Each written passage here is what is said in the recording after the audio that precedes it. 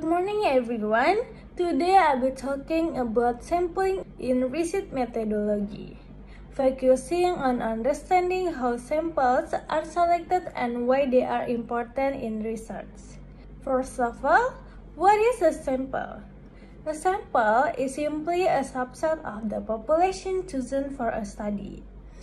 Instead of studying an entire population, researchers select a small group or sample and use the findings from the sample to make generalizations about the larger populations. The main goal of using samples is to save time, resources, and costs while still gaining valuable insight that can be applied to the whole populations. Now, we will discuss about types of samples. There are two main types of sampling. First, probability samplings, and second, non-probability samplings. In probability samplings, every individual in the population has an equal chance of being selected. Example of this include simple random sampling, where participants are randomly chosen, and stratified samplings, where the population is divided into subgroups of strata before selecting a samples. On the other hand, non-probability sampling does not give everyone an equal chance to be selected. Example include purposive samplings. Participants are selected based on specific characteristics, and snowball samplings, which is often used when studying hard-to-reach population. Now, we will discuss about sampling techniques.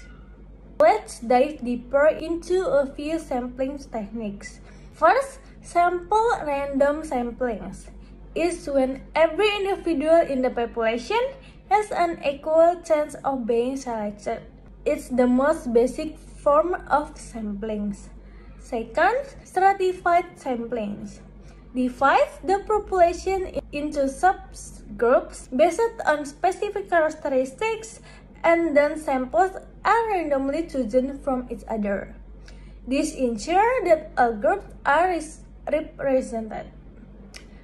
Third, system samplings is where you select every individual from a list of the populations. And the last, purposive samplings involve selecting participants based on specific criteria that align with the research objective. Now, we will discuss about sample size. The sample size refers to the number of individuals chosen for the study. Determining the right sample size is critical as it affects the accuracy and validity of the results. Factors that influence sample size include the research objective, the acceptable error margin, which is how much error you are willing to accept, and the variability of the populations. If the population is diverse, you might need a large sample to accurately represent it. Now, we will discuss about sampling errors. Even with a well-designed sampling process, sampling error can still occur. There are the common types. First, systematic camping error occurs that there's a bias in how samplings are chosen. Second, a random error happens due to natural variability even with random samplings. Third, non-sampling error are caused by issues like incorrect data collection or problem with measurement tools. For the last, we'll discuss about conclusion. In conclusion, proper sample selection is essential for conducting valid and reliable research.